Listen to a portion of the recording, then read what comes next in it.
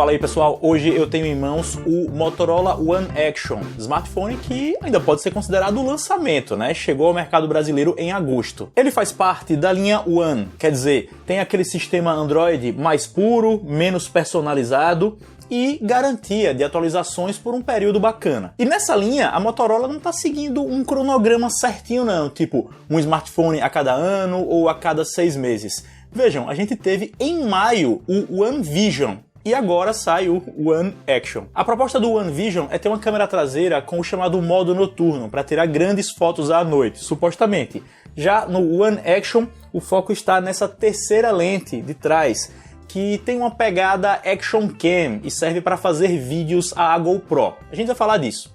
Mas antes eu preciso falar de como me espantei com o formato desse cara. A gente sabe que os telefones mais recentes estão esticados mesmo, mais verticais, porque a tela ocupa uma porção maior dessa parte frontal. Só que a tela do One Action é ainda mais esticada. Ele é um verdadeiro espigão com display menos largo e muito alto. Assim, e ele tem um furinho para a câmera frontal parecido com os dos Galaxy S10 da Samsung.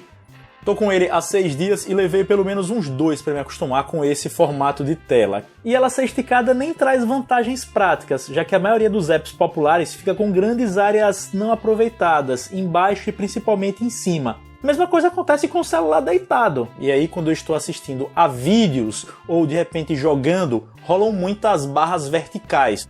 Eu falei que ele tem uma câmera frontal parecida com as dos Galaxy S10 e na real ele também traz um processador da Samsung. Isso mesmo, o que não é assim tão comum no mundo Android. A Samsung é quem mais usa os seus próprios chips. O que foi utilizado no One Action é um intermediário, que fica um pouco acima da linha média. E galera, a experiência de performance que eu tô tendo com esse cara é meio que a mesma que eu encontrei em vários outros modelos que eu testei nos últimos tempos, viu?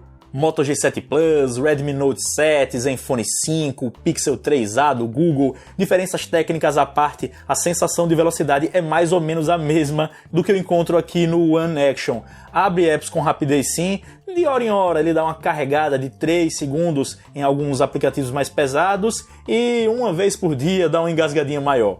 Mas assim, em geral, é o tipo de smartphone que satisfaz quase todo mundo em termos de performance, sabem?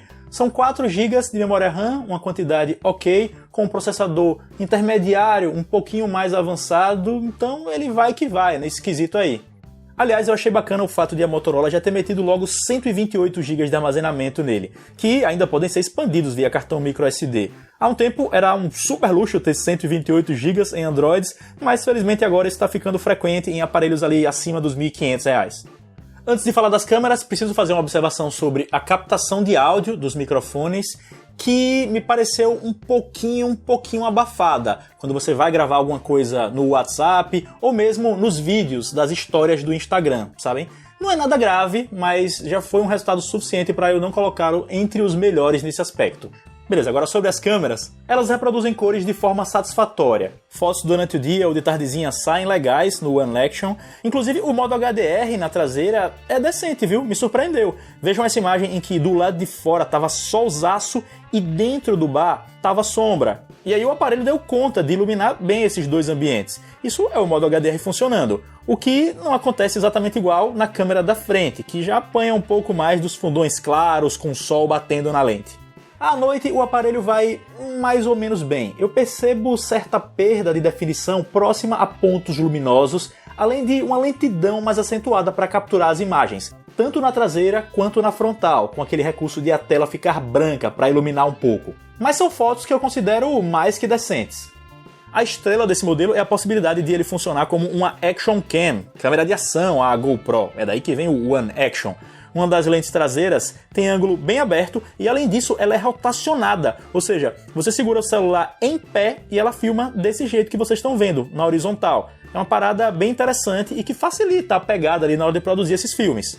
A estabilização é via software e eu diria que funciona mais ou menos como uma GoPro da geração passada ou retrasada. Ou seja, se você apenas está andando, ela dá conta de compensar boa parte da chacoalhada ali. Agora se você começa a correr, aí não tem jeito, rolam umas batidas meio bruscas. Além disso, eu percebi que à noite, apesar de a lente até conseguir iluminar bem as cenas, existe certa perda de definição e principalmente a estabilização resulta em umas leves deformidades na imagem em alguns momentos. Na real, deformidades também podem acontecer de dia. Notem o prédio no canto superior direito dessa filmagem. Ele tá tipo uma gelatina. Mas a baixa iluminação pode sim atrapalhar de forma especial.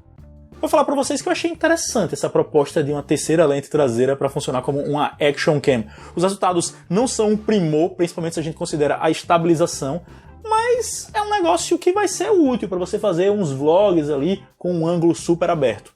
A bateria é de 3.500 mAh, um pouco acima da média, em especificação pelo menos, e a autonomia também ficou mais ou menos nesse patamar na prática, um pouquinho acima da média, consegui cerca de 5 horas de tela ligada com um dia inteiro de uso. O carregador que vem na caixa é que infelizmente não é tão rápido. Eu não fiz uma medição precisa para dar um número objetivo a vocês, mas com algum nível de certeza posso afirmar que esse cara carrega um pouco mais lento do que os últimos aparelhos que passaram por aqui que tem Quick Charge. Pessoal, vejam, é óbvio que eu estou jogando todas essas impressões minhas para vocês, mas 6 dias de uso não são suficientes para que eu bata o martelo como se fosse uma análise tradicional, não mesmo. Performance e bateria, por exemplo, podem apresentar uma variação considerável depois de 15 dias, um mês, mas essa minha experiência foi suficiente para dizer que esse é um celular bacana. Eu só não sei se são muitas as pessoas que têm essa demanda por uma câmera de ação. Achei legal, mas não sei se é tanta gente assim que está procurando algo como isto. E também não é uma câmera para filmar coisas mais hardcore, como, sei lá, um ciclismo off-road. Julgo que a melhor aplicação é sair filmando vlogs por aí, ou de repente registrar viagens, algo do tipo. Porque, como eu já falei, a estabilização não é a melhor que existe, apesar de fazer o serviço em uso mais ou menos moderado. E o segundo ponto é que esse cara não é tão leve assim também. O fato é que ele saiu custando R$ 1.800, só que menos de um mês depois já aparece por R$ 1.500, R$ 1.400 em lojas online, o que já começa a colocá-lo entre aqueles aparelhos com custo-benefício bacana. Felizmente a gente está meio que chegando a um tempo em que dá para comprar Androids decentes sem arrombar nossa carteira, pelo menos em padrões aí dos últimos anos, né? E o One Action é um exemplo disso. Eu espero que vocês tenham gostado deste vídeo. Se gostaram, não deixem de tocar no gostei aqui embaixo, é o joinha. Para os que ainda não são inscritos, não esperem mais, é de graça, só tocar em inscrever-se, depois no sininho ao lado, porque assim vocês continuam acompanhando conteúdos como esse, que acabaram de ver, e me dão uma força muito importante. É de graça, então por que não?